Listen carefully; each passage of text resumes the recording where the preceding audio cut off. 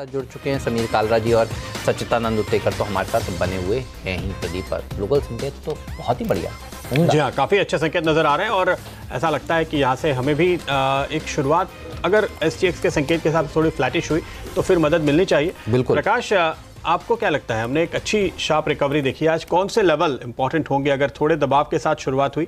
कहाँ पे वो एंट्री पॉइंट है जहाँ आप निफ्टी या बैंक निफ्टी में तेज़ी का कॉल लेना चाहेंगे? Good morning. मुझे लगता है कि लोअर लेवल्स पे सपोर्ट जो यहाँ है 11,600 के आसपास बहुत ही अच्छा सपोर्ट है। अगर वहाँ पर मिल जाता है तो बहुत ही अच्छा मिल जाता है, क्योंकि जो ट्रेंड है स्टिल इंटैक्ट है, कॉम्प्रोमाइज़ नहीं हुआ। जो 5-7 दिनों का हम जो देख रहे हैं वो एक कंसोलिडेशन है, कह सकते हैं एक पॉज है, एक ब्रीदर कह सकते हैं, और अपमूव तो बरकरार है। मुझे लगता है आते दिनों में हायर लेवल देखने को मिल सकते हैं।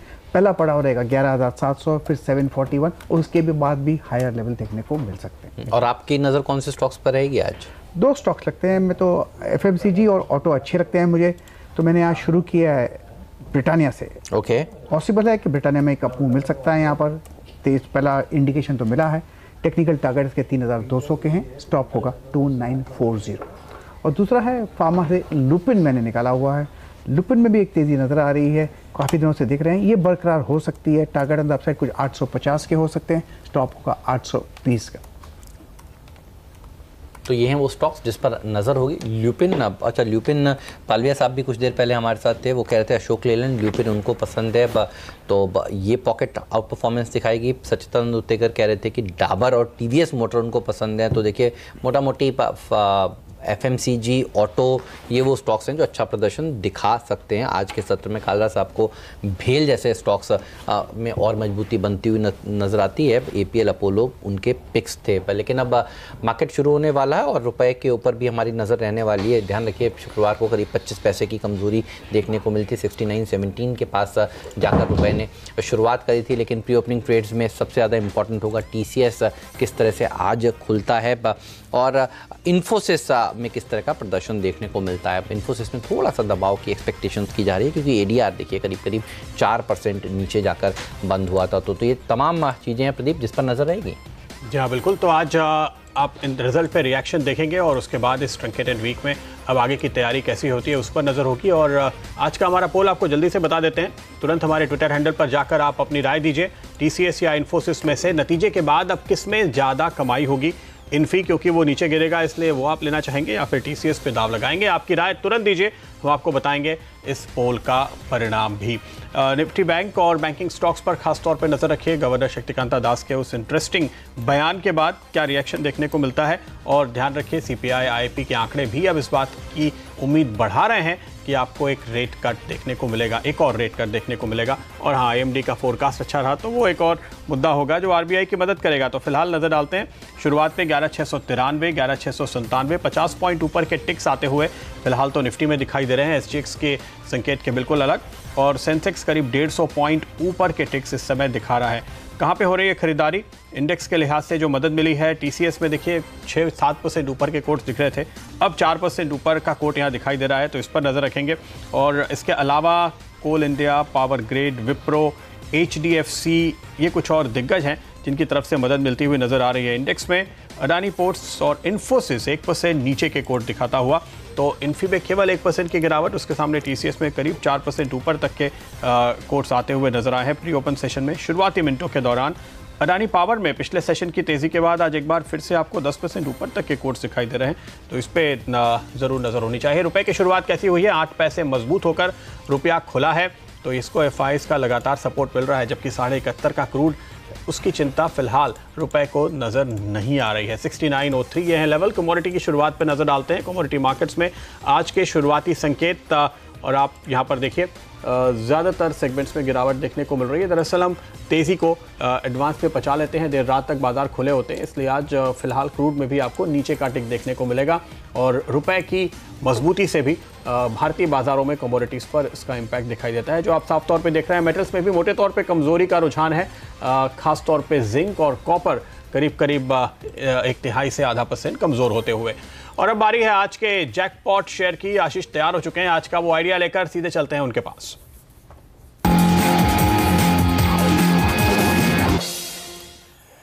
और इस समय तो बाजार के मूड और फ्लेवर में जो ऑटो सेक्टर है वही सबके रडार पर है। पहले हमने देखा था स्लो डाउन के चलते तमाम स्टॉक्स करेक्ट हुए थे, उसके बाद प्राइस वाइज करेक्शन के बाद एक टाइम वाइज करेक्शन था, और अब लोअर लेवल से सारे स्टॉक्स बड़ा स्मार्ट मूव दिखा रहे हैं। और इस समय ऑटो एज अ स्पेस के वैल्यूएशंस अट्रैक्टिव हैं।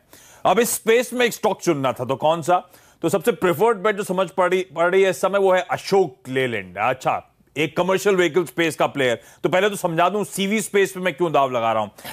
ध्यान रखें, सबसे ज्यादा अट्रैक्टिव इस समय कमर्शियल व्हीकल स्पेस आपको नजर आएगी। FY19 के ही जो लास्ट फाइनेंशियल के ग्रोथ नंबर्स थे, पीवीज में, पैसेंजर व्हीकल्स में 3%, टू व्हीलर्स में 5%, और कमर्शियल व्हीकल स्पेस में हमने स्लो डाउन के बावजूद 20% की ग्रोथ आती हुई देखी है। और सीएम के अगर FY20 के फोरकास्ट आप देखेंगे तो कमर्शियल व्हीकल स्पेस है, एमएचसीवी स्पेस है, जिसमें वो बेट कर रहे हैं 10 से 12% डबल डिजिट ग्रोथ वहां पे देखने को मिलेगी, जबकि पैसेंजर व्हीकल में lower single digit, two wheelers में भी सिंगल डिजिट ग्रोथ की वो बात कर रहे हैं।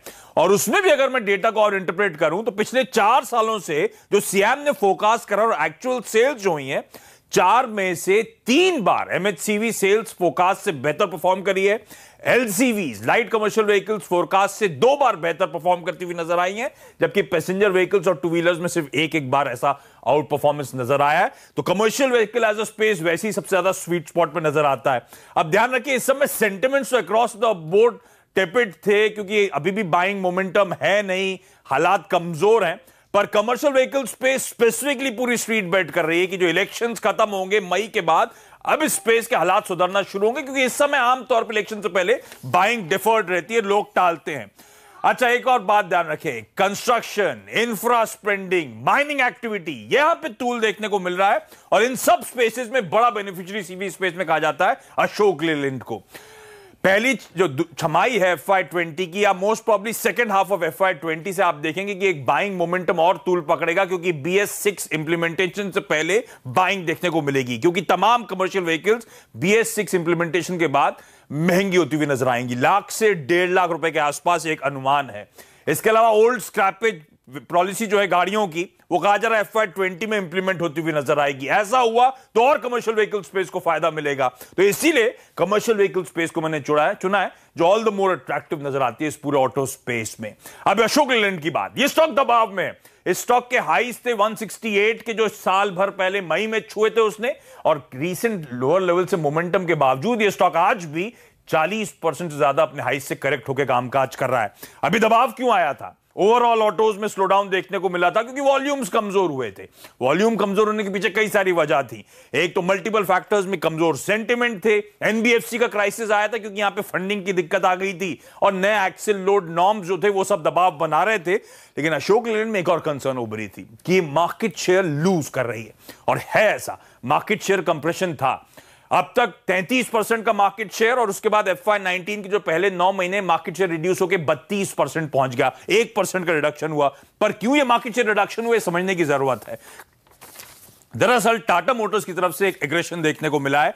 टाटा मोटर्स ने मार्केट प्लेस में अपने डिस्काउंट्स और बढ़ा दिए हैं, और अशोक लेलैंड का मैनेजमेंट कई बार चैनल पे आ चुका, प्रॉफिटेबिलिटी पे फोकस था, तो उन्होंने उन ऑर्डर्स पे पार्टिसिपेट नहीं करा अशोक लेलैंड ने जहां पे उनके बेंचमार्क से ज्यादा प्राइसिंग पे दबाव देखने को मिल रहा था, और इसीलिए वो मार्केट शेयर का कंप्रेशन था। अब आगे चलते हुए जब मैं कह रहा हूं कि आउटलुक इंप्रूव होगा, कमर्शियल व्हीकल स्पेस का वॉल्यूम बढ़ेंगे, तो ऑब्वियस है ये डिस्काउंटिंग का जो प्रेशर है नैरो डाउन होगा, कम होगा, जो अशोक लेलैंड को फायदा देगा। अच्छा, क्योंकि मार्जिन की मैं बात कर रहा हूं तो ध्यान रखें, लास्ट क्वार्टर में डिस्पाइट की कच्चे माल की लागत बढ़ रही थी, इस कंपनी के मार्जिन इनलाइन थे। दरअसल इस कंपनी ने 2% प्राइस हाइक लिया था, और इसके अलावा जो कंट्रीब्यूशन था टिपर्स से, अब वो ट्रक्स आपने देखे होंगे जिसके पीछे वाला पार्ट उठता है और वो मिट्टी गिर जाती है नीचे, उसे टिपर्स कहते हैं। इसके अलावा जो मल्टी एक्सल व्हीकल्स होते हैं, ये ज्यादा मार्जिन वाले धंधे हैं, और यहां पे बिजनेस मोमेंटम ज्यादा पिकअप हो रहा है, यहां से कंट्रीब्यूशन बढ़ रहा है। एक और बात, अगर आप कमर्शियल एमएचसीवी स्पेस का मार्केट देश भर का देखेंगे और इंडस्ट्री चैनल चेक्स के बारे में पढ़ेंगे, तो नॉर्थ और वेस्ट के मार्केट्स में वॉल्यूम पर प्रेशर है, साउथ इंडिया के मार्केट्स में इंप्रूवमेंट देखने को मिल रहा है, और दक्षिण भारत का ही मार्केट है जहां पर अशोक लेलैंड की पकड़ सबसे ज्यादा है। इस कंपनी का एमएचसीवी का प्रोडक्ट पोर्टफोलियो बड़ा स्ट्रांग है।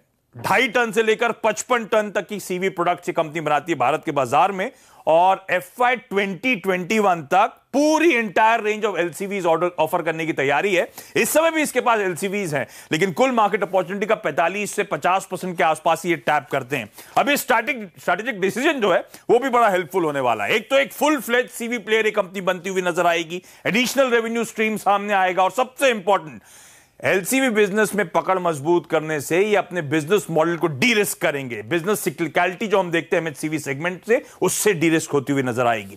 और डी रिस्क की अगर बात कर रहा हूं मैं, तो ग्लोबल ऑपरेशंस में पकड़ मजबूत करने की बात है। इस कंपनी ने कह रखा है कि CIS रीजन, अफ्रीकन कंट्रीज में नए असेंबली प्लांट से कंपनी सेटअप करने की तैयारी कर रही है। तो ट्रेडिशनल मार्केट से मिडिल ईस्ट के, सार्क के, अफ्रीकन पॉकेट्स थे, वहां से अब ये बियॉन्ड जाने की तैयारी कर रही है। तो इंटरेस्टिंग डाइवर्सिफिकेशन होता हुआ नजर आएगा।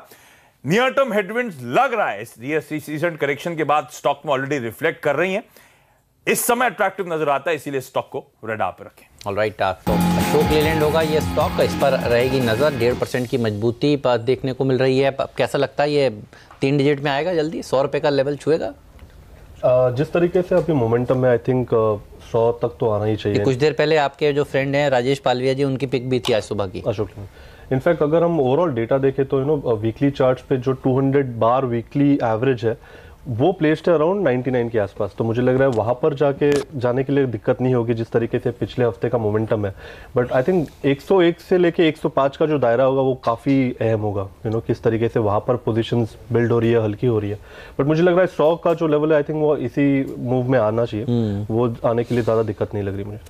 ओके, तो 100 की तैयारी यहाँ पर अशोक लेलैंड में दिखाई देती है। आज का ये जैकपॉट शेयर है और आपको शानदार कमाई करके देगा, न केवल आज बल्कि आगे भी। यह है कॉल हमारे एक्सपर्ट्स की।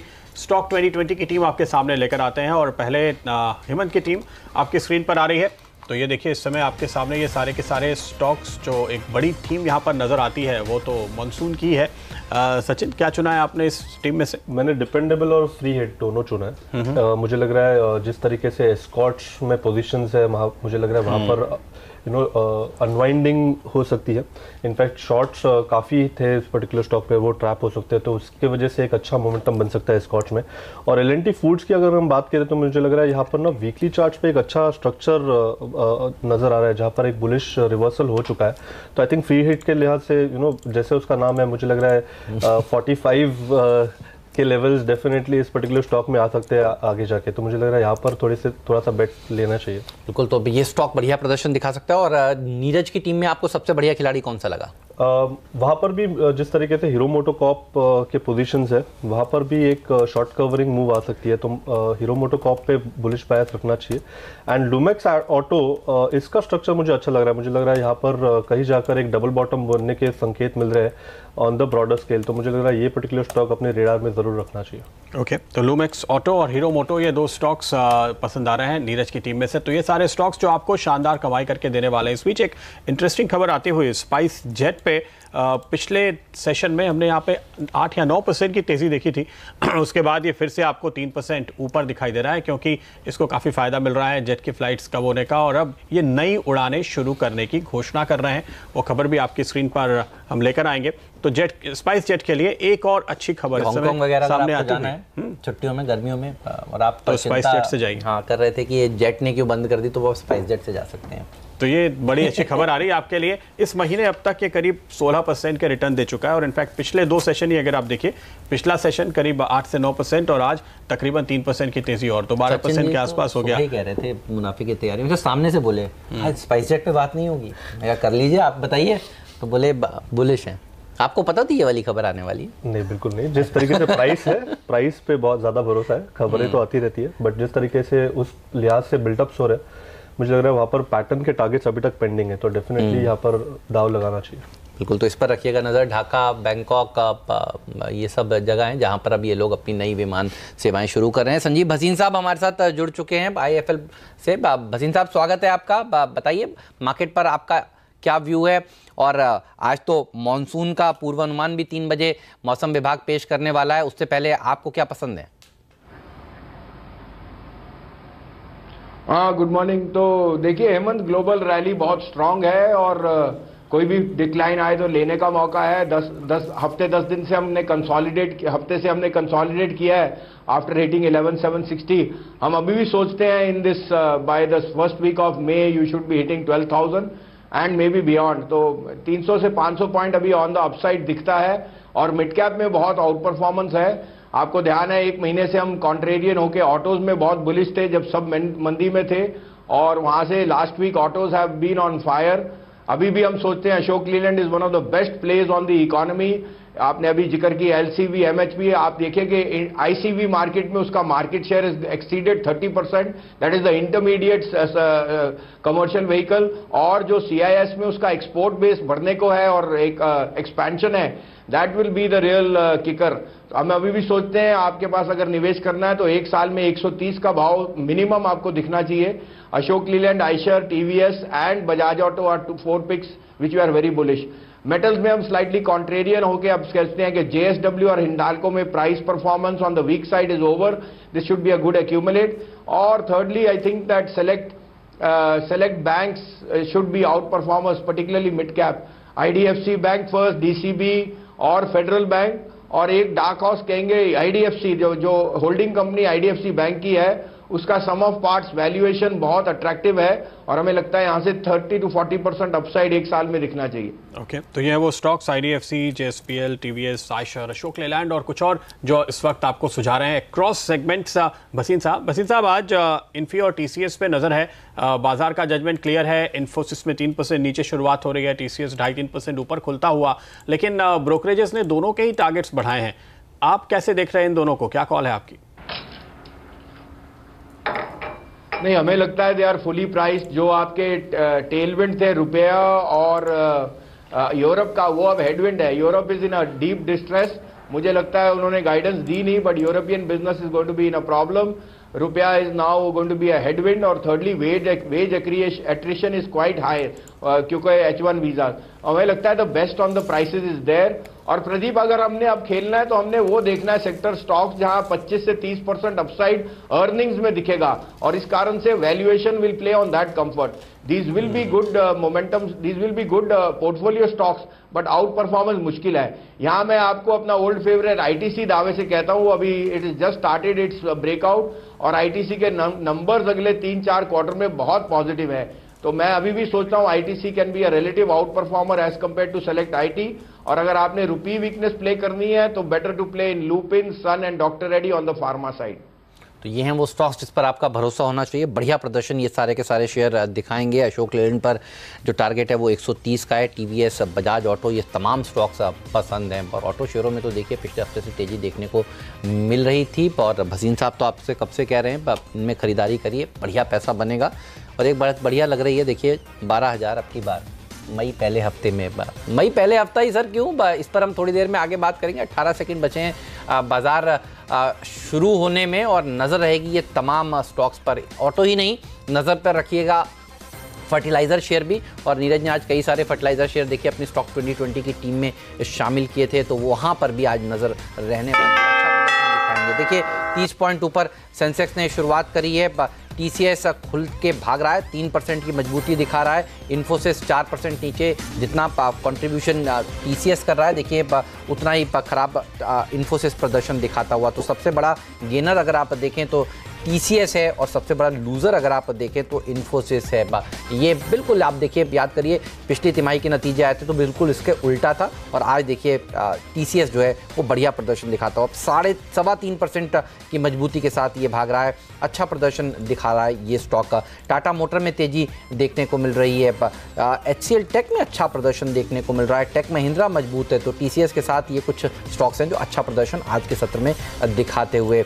लेकिन नज़र पर रखिएगा इन्फीबीम, पीसी ज्वेलर्स, DHFL जैसे स्टॉक्स को। ये कंट्रोवर्शियल वाले जो स्टॉक्स हैं ये थोड़ा सा आउट परफॉर्मेंस आज के सत्र में दिखा रहे हैं, अच्छा प्रदर्शन दिखा रहा है। IGL का शेयर भी, जेट एयरवेज भी देखिए करीब 1% मजबूती के साथ खुला है। टाटा पावर, अडानी पावर खुलते ही इनमें प्रॉफिट बुकिंग आ गई। बाजार शुरू जब था शुक्रवार को तब ये खबर आ चुकी थी, और आज CLSA की रिपोर्ट जो कह रही है वो अडानी पावर के लिए 39 रुपीज़ तक के टारगेट्स बता रही है। तो जाहिर सी बात है यहाँ पर प्रेशर बनना था। प्रदीप, बिल्कुल वैसा ही नज़र आ रहा है आज। जी हाँ, सेल कॉल आया है उस रिपोर्ट में और उसका इम्पैक्ट आप देख रहे हैं। लेकिन इन्फोसिस सबसे ज़्यादा एक्शन बाजार खुलने के बाद आपको इन्फी और टीसीएस में ही देखने को मिला है।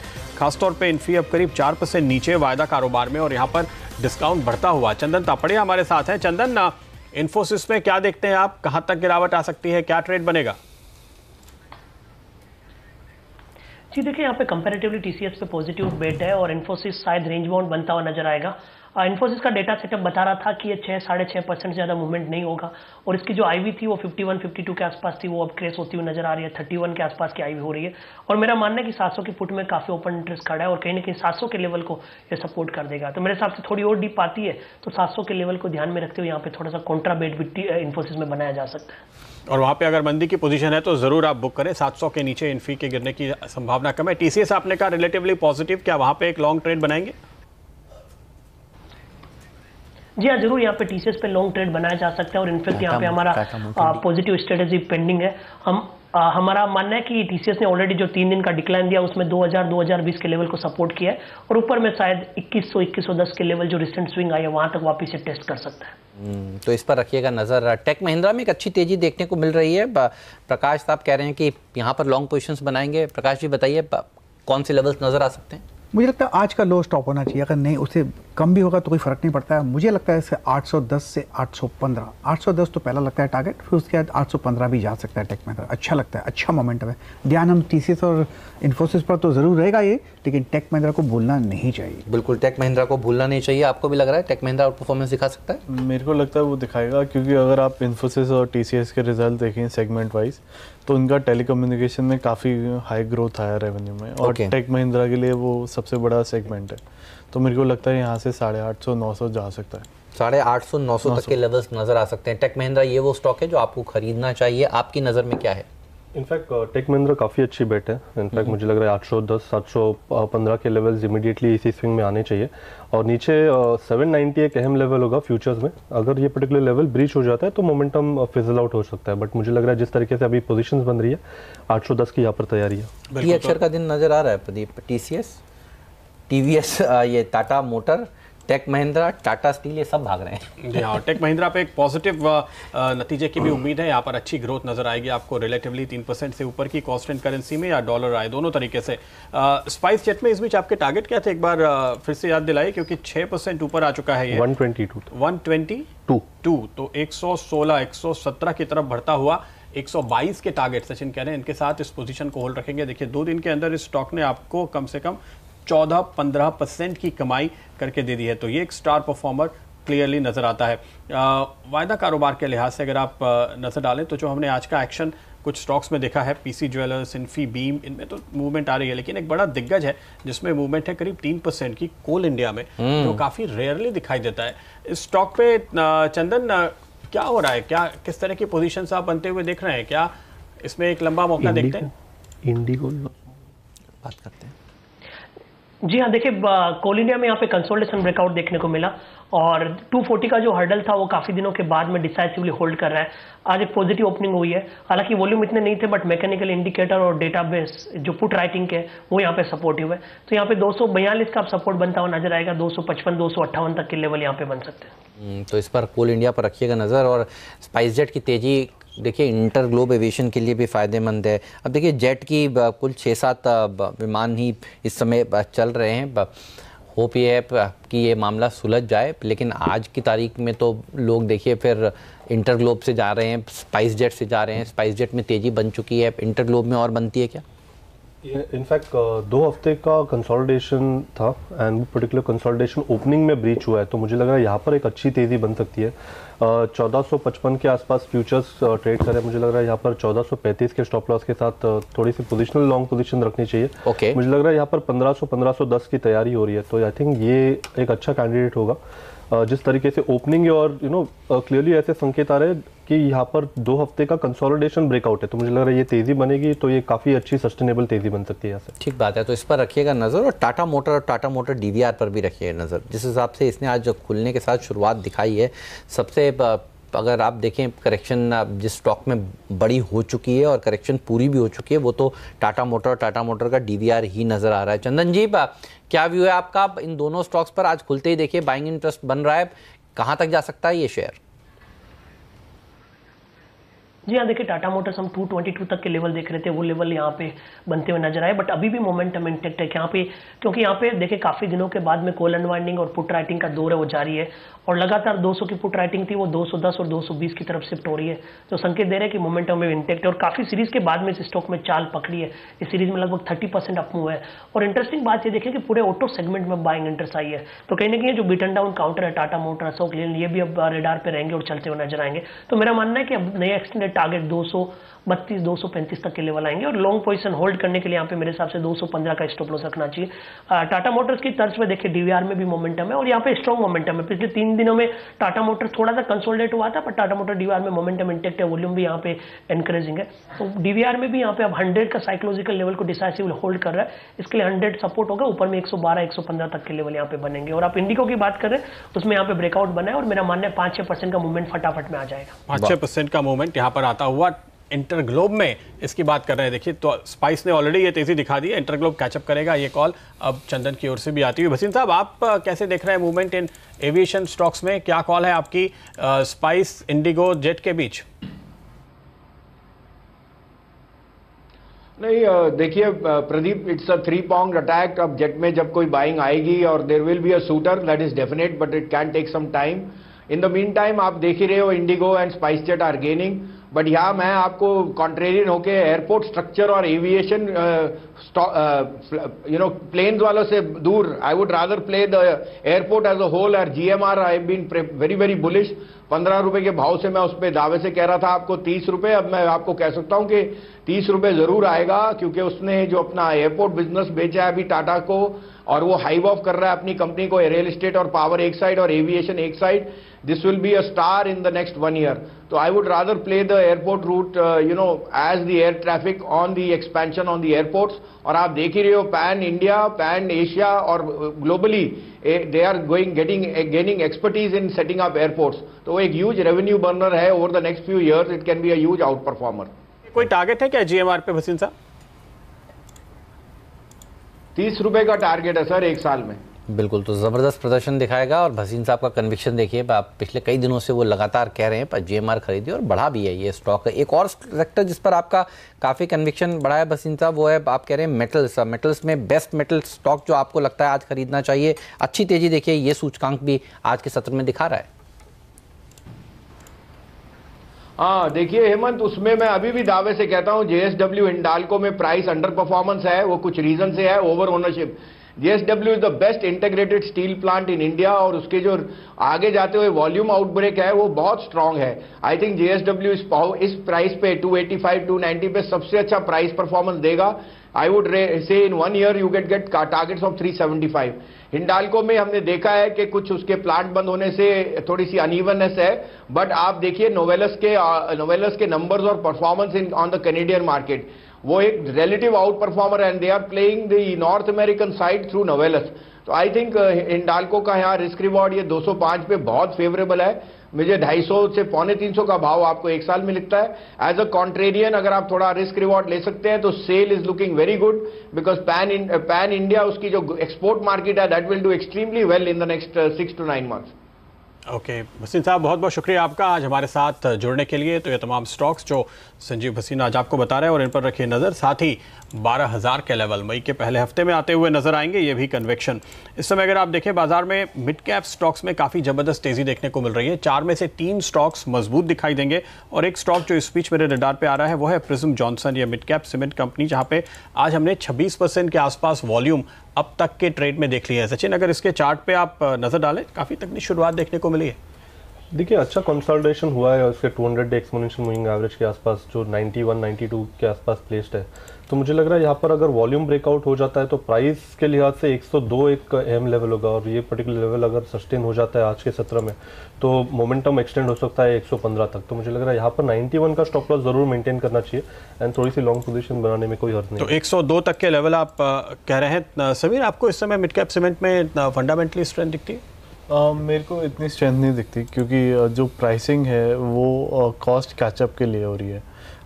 मार्जिन्स बढ़ना थोड़ा मुश्किल लग रहा है मुझे, क्योंकि वॉल्यूम जहाँ पे भी प्राइस हाइक होता है वॉल्यूम को थोड़ा डिप्रेशन में ले जाता है। तो जब तक दोनों चीज़ें इकट्ठे साथ में पिकअप, तो रियल एस्टेट में जितनी तेजी है उसका फायदा जब तक रोड कंस्ट्रक्शन में प्राइसिंग नहीं बढ़ती, वहाँ पे मेन प्राइसिंग का इशू है। रियल एस्टेट में आपको फिर भी प्राइस अप मिल जाता है, but road construction, power projects में वहाँ पे नहीं मिलता। तो वहाँ पे मैं ज़्यादा लुकआउट पे रहूँगा रादर देन अभी। ठीक बात है, तो इस पर रखिएगा नज़र। लेकिन एक अच्छी चीज़ नज़र ये आ रही है कि आप देखिए TCS जो है वो मजबूत है और इन्फोसिस में जो कमज़ोरी थी वो थम गई है। तो ये एक अच्छी बात है बाज़ार के लिए।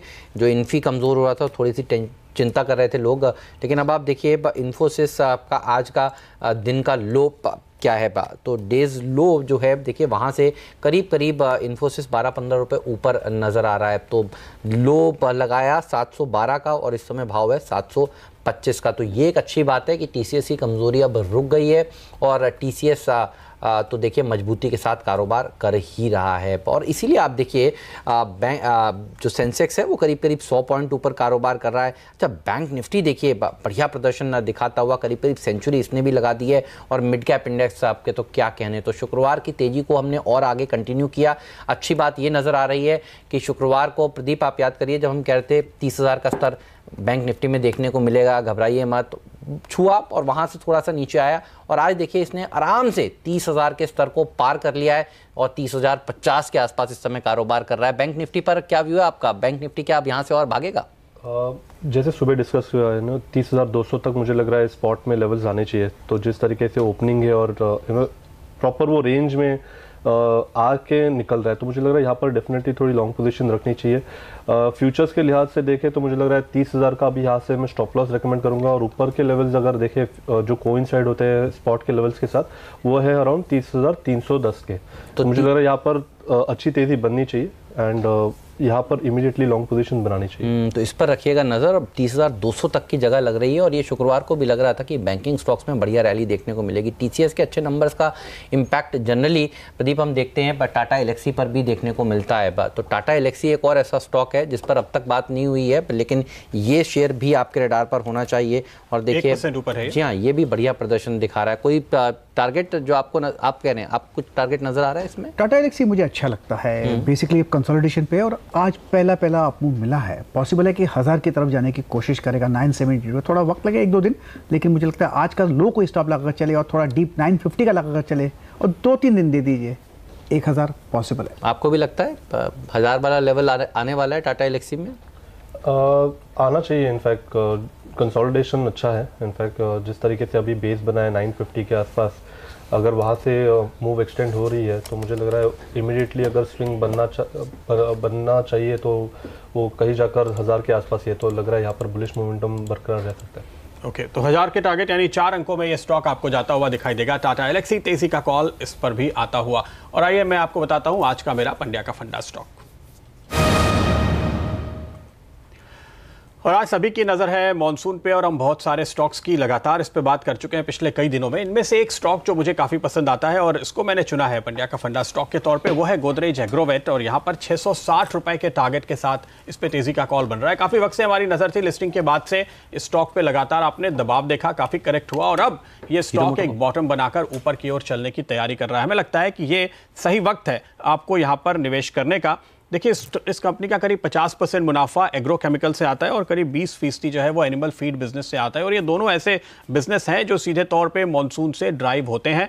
और आज अगर आपको एक बेहतर फोरकास्ट दिखाई दिया मॉनसून का तो उसका फायदा यहां मिलेगा। इस उम्मीद से आप यहां पर खरीदारी करेंगे। खास बात है लेकिन इस कंपनी की, पिछले क्वार्टर में इन्होंने अपने एग्रोकेमिकल बिजनेस में कंजर्वेटिव अकाउंटिंग की थी और रिसीवेबल्स के मामले में इन्होंने कुछ प्रोविजनिंग कर दी थी, जिसकी वजह से आपको उस समय नतीजों पर दबाव दिख रहा होगा। लेकिन ये इन्होंने प्रीएम्प्टिव अकाउंटिंग की है, इसलिए अब आपको दरअसल रिकवरी देखने को मिलेगी। दरअसल इस सेगमेंट का वॉल्यूम बढ़ता हुआ नजर आएगा। दरअसल इस सेगमेंट में आपको मार्जिन और मुनाफा बढ़ता हुआ नजर आएगा। और आप ध्यान रखिए करीब 15.5-16% का ग्रोथ एनिमल फीड कारोबार में कंपनी ने दिखाया है। तो एक काफी स्ट्रॉन्ग मोमेंटम वहां पर देखने को मिल रहा है। दूसरा इनका खास बिजनेस है पाम ऑयल का, जहां से करीब 30% कारोबार आता है। और वहां पर अगर आप देखें तो इन्होंने एक नई मिल पिछले क्वार्टर में शुरू की थी जो इसके कारोबार को यहां से आगे बढ़ाती हुई नजर आएगी। और इसके साथ ही साथ जो डेयरी कारोबार है वो अभी शुरुआत हो रही है। वहां पर इस समय इन्वेस्टमेंट फेज में है, नए नए प्रोडक्ट्स लेकिन जिस तरह से इन्होंने लॉन्च किए हैं उसका पूरा फायदा इनको आगे जाकर मिलेगा।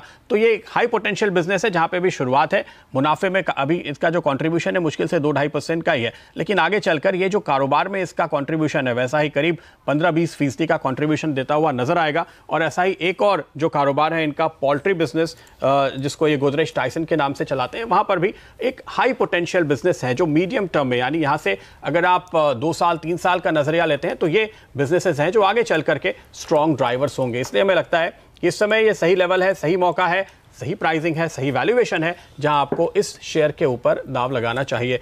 सचिन, चार्ट देख रहे हैं आप, क्या कहते हैं? इनफैक्ट मैं आपके टारगेट से काफ़ी सहमत हूँ। इनफैक्ट जिस तरीके से पिछले 7 महीनों से इस पर्टिकुलर स्टॉक में एक डिक्लाइनिंग ट्रेंड थी, एक ब्रेकआउट देखा गया था फॉलिंग चैनल पैटर्न से मार्च के सत्र में, और वहाँ से एक बार अच्छा मोमेंटम बना था और एक अच्छी पुल बैक आई थी। तो मुझे लग रहा है यहाँ पर इनफैक्ट एक बेस बिल्डिंग एक्शन ऑलरेडी हो चुका है। जिस तरीके से अभी प्राइस स्ट्रक्चर वापस हायर टॉप हायर बॉटम्स की ओर जा रहे हैं, मुझे लग रहा है यहाँ पर डेफिनेटली अगर हम शॉर्ट टर्म के लिहाज से भी देखें तो मुझे लग रहा है 585 के लेवल्स काफ़ी जल्द देखे जा सकते हैं। एंड ओवरऑल मुझे लग रहा है ये पर्टिकुलर पैटर्न एक राउंडिंग फॉर्मेशन जैसा ही लग रहा है, जिसके इवेंचुअल टारगेट से अराउंड 660 तक के। तो मैं काफ़ी सहमत हूँ, स्ट्रक्चर इनफैक्ट चेंज हो चुका है एंड यहाँ पर definitely every decline should be utilised to create long positions. आपको जोड़ना चाहेंगे? मेरे ख्याल से वैल्यूएशन जैसे आपने कहा और रिजल्ट्स का जो डेफिनेशन दिया कि इन्होंने वन टाइम हिट लिया था, वो मेरे ख्याल से कहीं ना कहीं रिवर्सल में आ जाएगा इस क्वार्टर। और अगर आप इसकी रिटर्न ऑन इक्विटी देखें कम से कम 22% के आसपास है, और डेट ऑलमोस्ट नेग्लिजिबल है कंपनी के लिए। और जो आगे स्कोप है बाकी जैसे आपने कहा डेयरी का, अगर वो देखें और नेस्ले का प्रोडक्ट देखें, अगर 10% भी मार्केट शेयर कहीं ना कहीं ये अचीव कर लेते हैं आगे जाके, क्योंकि इनके पास गोदरेज नेचर बास्केट का आउटलेट है, तो ब्रांडिंग काफ़ी स्कोप है और मेरे ख्याल से वैल्यूएशन कहीं ना कहीं 650-700 तक दिख सकती है। ओके, तो ये कॉल आपके लिए गोदरेज एग्रोवेट पे। और इस बीच हमारे साथ अब मार्केट के दिग्गज एक्सपर्ट उदयन मुखर्जी जुड़ चुके हैं। उदयन, स्वागत है आपका। क्या लग रहा है, आज बाजार इस चिंता में है कि फाइनली शायद मॉनसून को लेकर तस्वीर साफ होगी और बेहतर होती हुई नजर आएगी। क्या आप उम्मीद कर रहे हैं कि ये जो चिंता है ये दूर होगी और इससे बाजार को और मदद मिलेगी?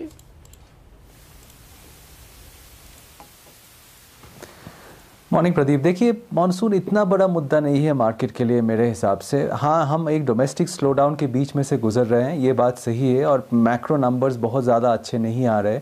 लेकिन मार्केट को ये मानना है अभी प्राइस एक्शन देख के कि इलेक्शन रिजल्ट्स के बाद जो पहला बजट होगा उसके बाद स्लोली ये स्लो डाउन ख़त्म हो जाएगा। मॉनसून अगर थोड़ा सा सबपार हो तो भी, तो मुझे लग रहा है कि मार्केट ये मान के आगे बढ़ रहा है कि ये जो करंट स्लो डाउन है, इकोनॉमिक स्लो डाउन है, ये और 3-6 महीने चल सकता है, उससे ज़्यादा नहीं।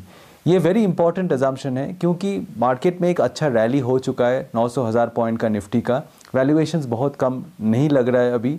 लेकिन इलेक्शन रिजल्ट के बाद अगर अर्निंग्स पिकअप आ जाता है, क्योंकि हमें बहुत साल हो गए अर्निंग्स पिकअप आए हुए, तो मार्केट को लगेगा कि वैल्यूएशन बहुत ज़्यादा स्ट्रेच नहीं है। तो सब कुछ टिका है इस पे कि अगले 2 से 3 क्वार्टर में अगर अर्निंग्स रिकवरी आता है और ये कंजम्पशन स्लो डाउन ख़त्म हो जाता है, और मार्केट इसी को प्राइस कर रहा है, अगर इसमें डिसअपॉइंटमेंट आता है तो मार्केट में एक करेक्शन हो सकता है करंट वैल्यूएशन से। लेकिन मार्केट का प्राइस एक्शन देख के लग रहा है और FI फ्लोज देख के लग रहा है, सबका उम्मीद है कि FY20 से एक सस्टेनेबल अर्निंग्स रिकवरी हम बाजार में देखेंगे। सर, ये जो FI का फ्लो है फरवरी मार्च अप्रैल में 62,000 करोड़ रुपए, पिछले हफ्ते 4,000 करोड़ रुपए, अप्रैल के पूरे महीने में 14,000 करोड़ रुपए का आप कैश मार्केट का फ्लो, आप इसको किस तरह से रीड कर रहे हैं और ये लोग क्या सोच रहे हैं इस समय?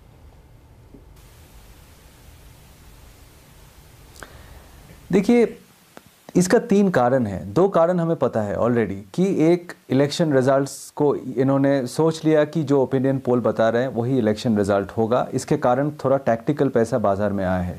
दूसरा कारण है ग्लोबली एक रिस्क ऑन है, फेड अभी टाइटन नहीं कर रहा है अपना बैलेंस शीट, और इसको देखते हुए काफ़ी डॉलर कैरी ट्रेड से पैसा इमर्जिंग मार्केट्स में और इंडिया में खास करके आ रहे हैं, क्योंकि इंडिया में अंडरवेट थे ये FIIs। ये 2 तो साफ है।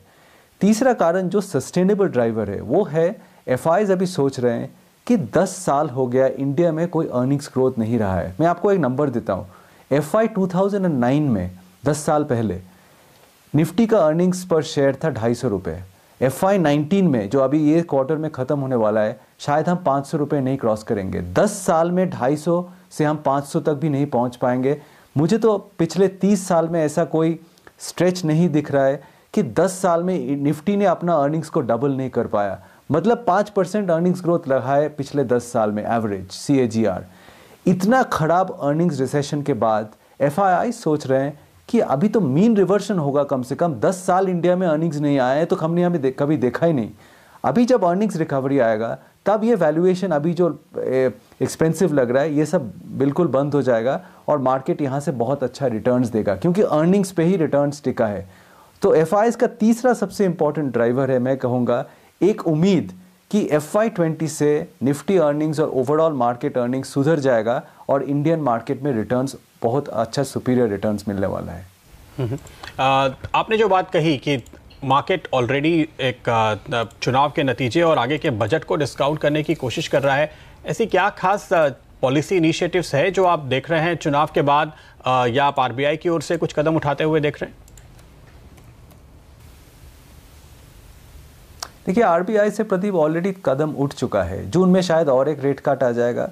मैं नहीं मान रहा हूँ कि अभी RBI बहुत ज़्यादा कुछ कर सकता है। ऑलरेडी 50 बेसिस पॉइंट का रेट कट हो गया, उसको बैंक में ट्रांसलेट करने का भी तरीका ढूंढ रहे हैं रिजर्व बैंक ऑफ इंडिया, और शायद और एक रेट कट आ जाए, उसके बाद एक पॉज हो सकता है। तो मॉनेटरी पॉलिसी जितना हेल्प कर सकता है वो कर दिया। अभी जो भी सरकार आएगा उसको पहले दिखेगा कि एक स्लो डाउन में है हम। GDP नंबर सॉफ्ट है, ऑटो सेल सॉफ्ट है, सारे नंबर्स बता रहे हैं अभी इंडिया एक ग्लोबल सॉफ्टनेस के बीच में से गुजर रहा है। उनका पहला इम्पल्स होगा कि हम कुछ करें कि ये ग्रोथ में एक रिकवरी आ जाए। तो मैं कहूँगा अगला बजट गवर्नमेंट जो भी होगा वो ग्रोथ सपोर्टिव एक बजट होगा, वो करना ही पड़ेगा, क्योंकि आपके ग्रोथ में एक बहुत अच्छा मार्क्ड स्लो डाउन दिख रहा है अभी, उससे मार्केट को फ़ायदा मिलने वाला है। लेकिन आपने जो क्वेश्चन किया कि मार्केट ऑलरेडी प्राइस कर चुका है ये इलेक्टोरल रिजल्ट, उसमें एक खतरा है, क्योंकि अभी वैल्यूएशन थोड़ा ऊपर की तरफ है, एक तगड़ा रैली हो रहा है। अभी भी 1 महीने बाकी है पूरा रिजल्ट आने में, अभी भी ऑलरेडी मार्केट में 1000 पॉइंट का रैली हो चुका है। अगर मार्केट ऐसा बढ़ता रहा तो ये हो सकता है कि इलेक्शन रिजल्ट आने तक मार्केट ओवरहीटेड हो गया और उसके बाद स्लो डाउन एक हाथ में और हाई वैल्यूएशन दूसरे हाथ में, न्यूज़ आ गया है, इसके बाद एक करेक्शन हो सकता है। तो एक 7-8% का करेक्शन इलेक्शन से थोड़ा पहले, ये इलेक्शन के तुरंत बाद होने का आशंका पूरा है मार्केट में, लेकिन वो शायद एक बाइंग अपॉर्चुनिटी होगा अगर ग्रोथ में रिवाइवल आ जाता है और अर्निंग्स में रिवाइवल आ जाता है। तो एक टैक्टिकल खतरा है करेक्शन का, लेकिन लॉन्गर टर्म ट्रेजेक्ट्री मेरे ख्याल से और थोड़ा सा साफ नज़र होते आ रहा है। तो सर उस समय की सूची अगर अभी तैयार कर ली जाए तो तब आसानी होगी।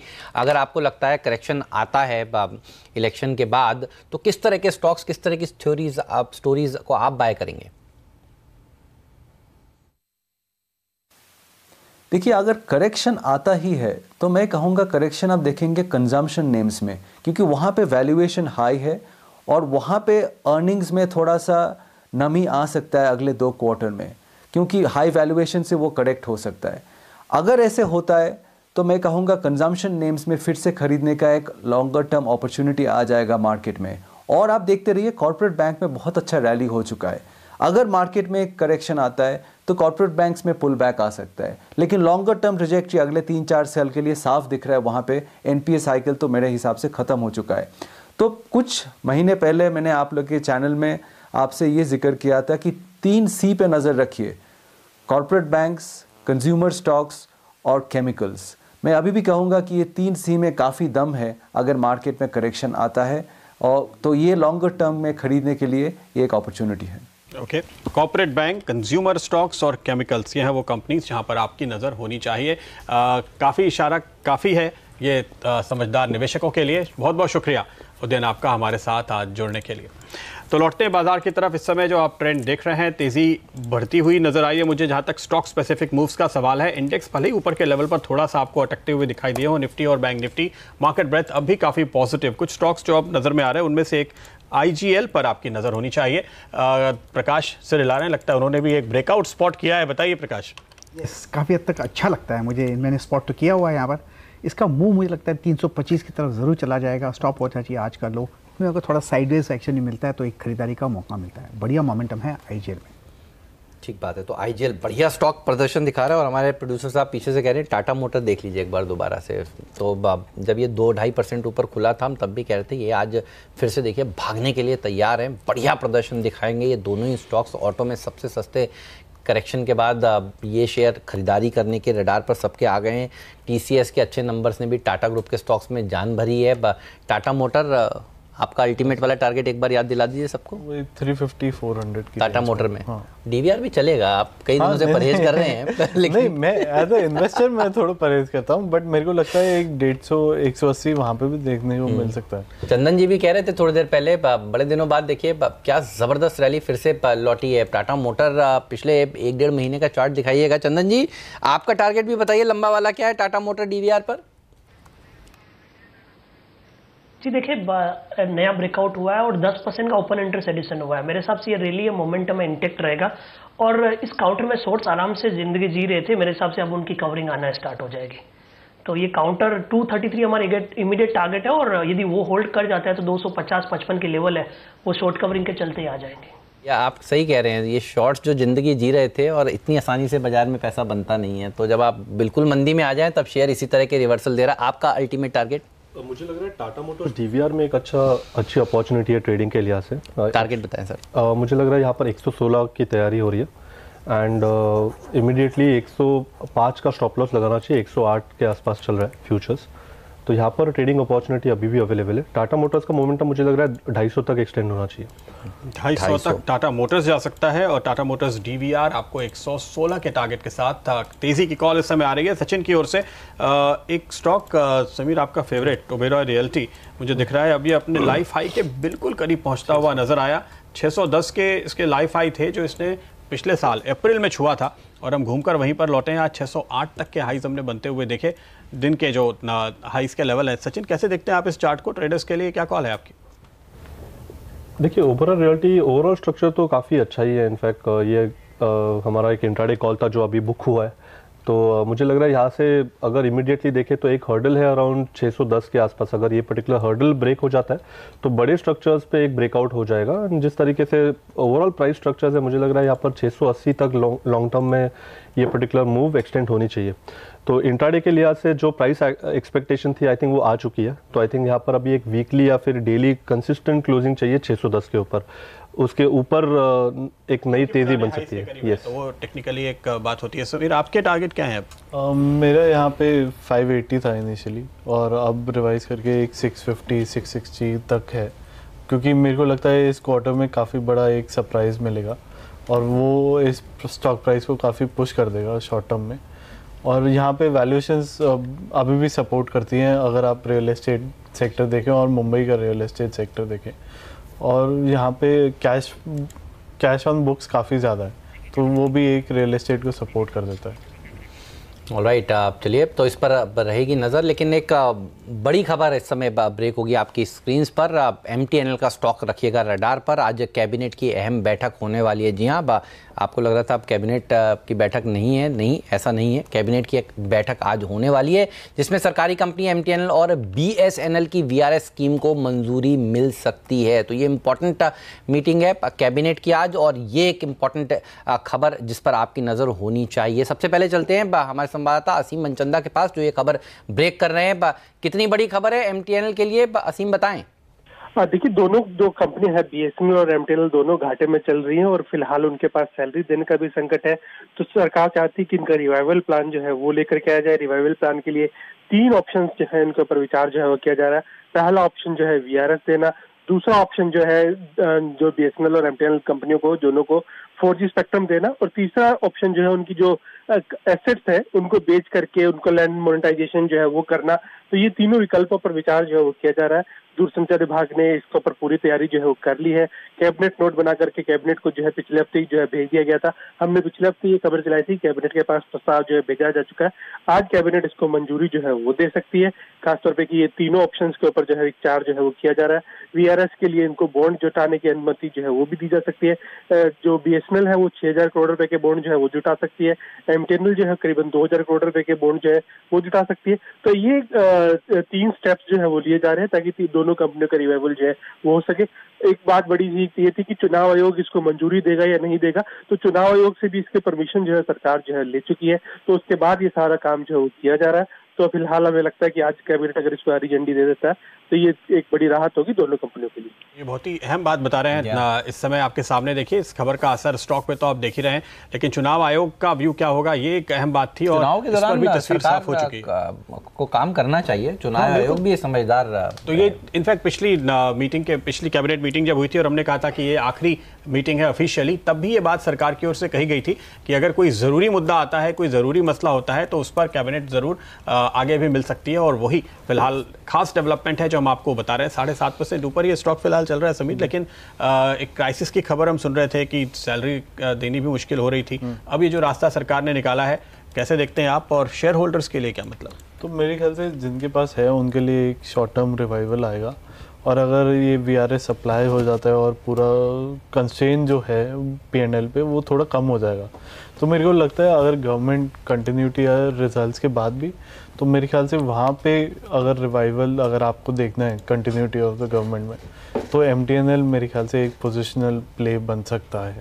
बट अभी बहुत जल्दी है बोलने के लिए, ठीक बात है, बट वो इलेक्शंस का आउटकम अगर यही सरकार रहती है तो आगे आपको तो मेरे ख्याल से यहाँ पे एक रिवाइवल जो एकदम ही जीरो पोजीशन हो गई थी उससे थोड़ा एक बेटर पोजीशन में आ सकता है। ठीक बात है, तो नजर रहेगी इस स्टॉक पर। तो ये एक अच्छी खबर, कर्मचारियों के VRS प्लान को मंजूरी संभव है, और अब आज 11 बजे ये कैबिनेट की बैठक होने वाली है, यानी करीब करीब 1 घंटे का अभी वक्त है, और तब ये प्लान को मंजूरी मिल सकती है। तो ये स्टॉक का आप देखिए CNBC आवाज़ की एक्सक्लूसिव खबर का सर 7.5% की ज़बरदस्त मजबूती के साथ ये शेयर इस समय कारोबार करता हुआ, लेकिन आप देखिए मजबूती और बढ़ती जा रही है, और ख़ासतौर पर बैंक निफ्टी पर इस पर रखिएगा नज़र, क्योंकि ये देखिए भाग रहा है इस समय 125 पॉइंट की मजबूती के साथ ये कामकाज कर रहा है। बहुत सारे प्राइवेट बैंक्स हैं जो आउट परफॉर्मेंस आज के सत्र में दिखा रहे हैं, और शुक्रवार को भी हमने देखा था कुछ प्राइवेट सेक्टर बैंक्स में अच्छी रैली बनी थी।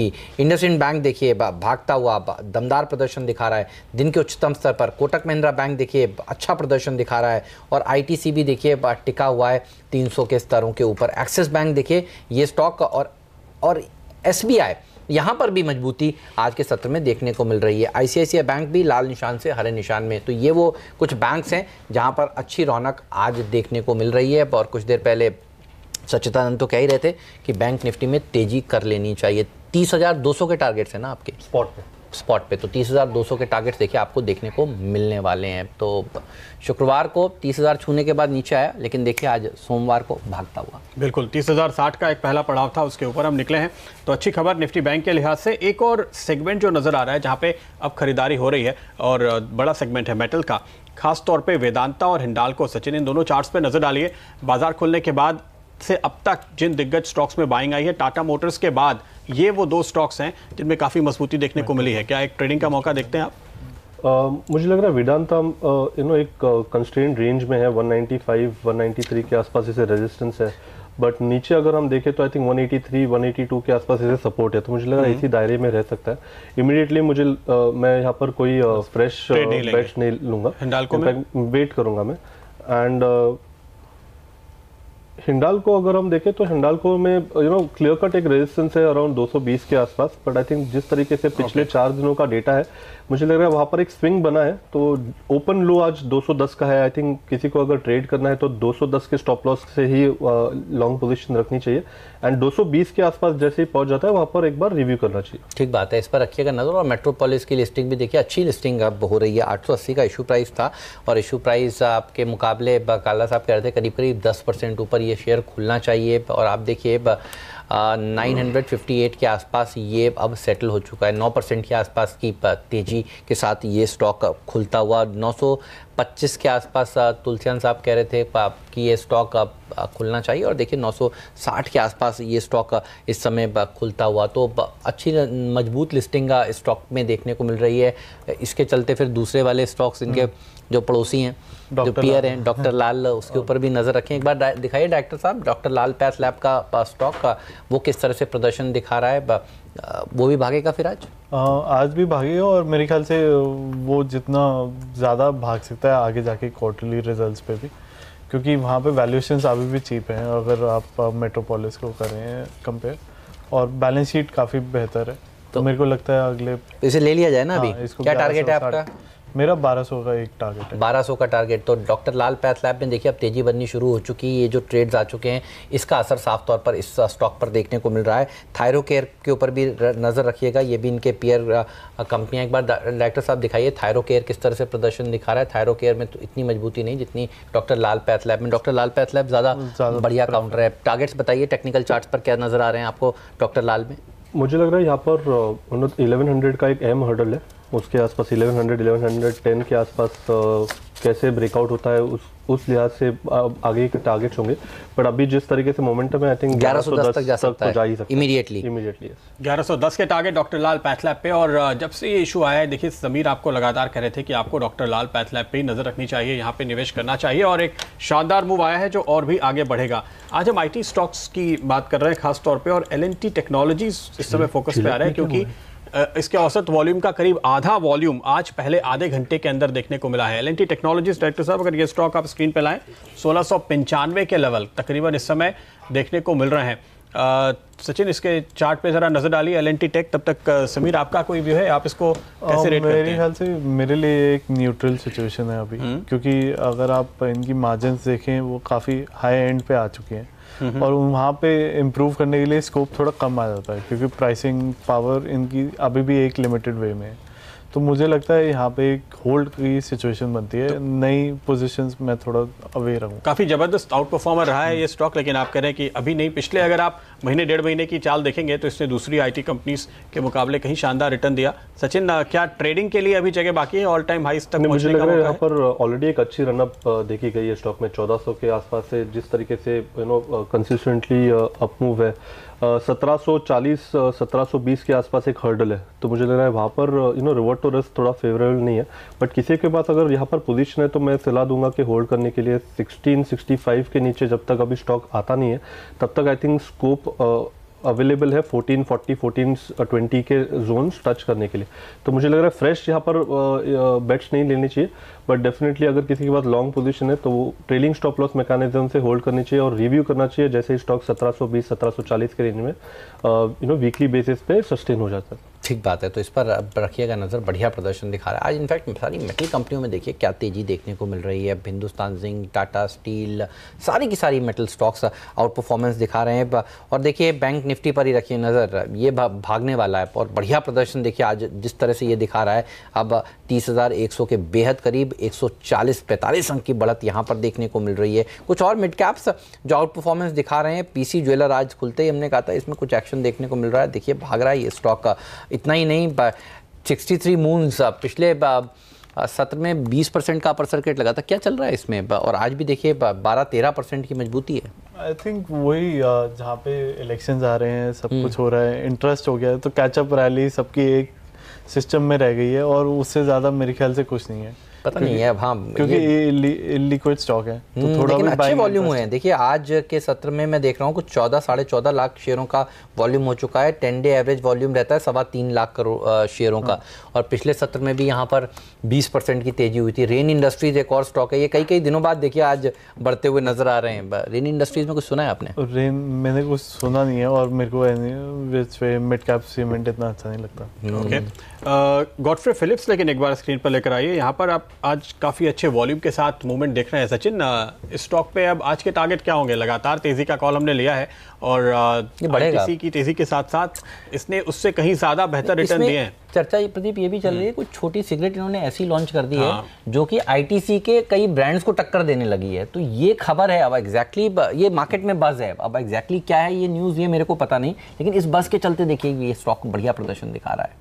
बिल्कुल। मुझे यहाँ पर डेली चार्ट पे एक फ्लैट करेक्शन कंप्लीट हो चुका है। 1100 के आसपास इसका एक बेस अभी एलिवेट हो चुका है और जिस तरीके से अभी प्राइस फॉर्मेशंस है 1175 के ऊपर जैसे ही ब्रेकआउट हो जाता है, मुझे लग रहा है वहाँ से 1220 तक एक इमीडिएट स्विंग बन सकता है। तो मुझे लग रहा है यहाँ पर तेजी की पोजीशन रखनी चाहिए। इनफैक्ट 1140 के स्टॉप लॉस के साथ मैं यहाँ पर लॉन्ग प्रेफर करूँगा एंड 1220 के आसपास जैसे ही स्टॉक पहुंच जाता है वहाँ पर रिव्यू करने की सलाह दूंगा। कोई डिस्क्लेमर सिगरेट को लेकर?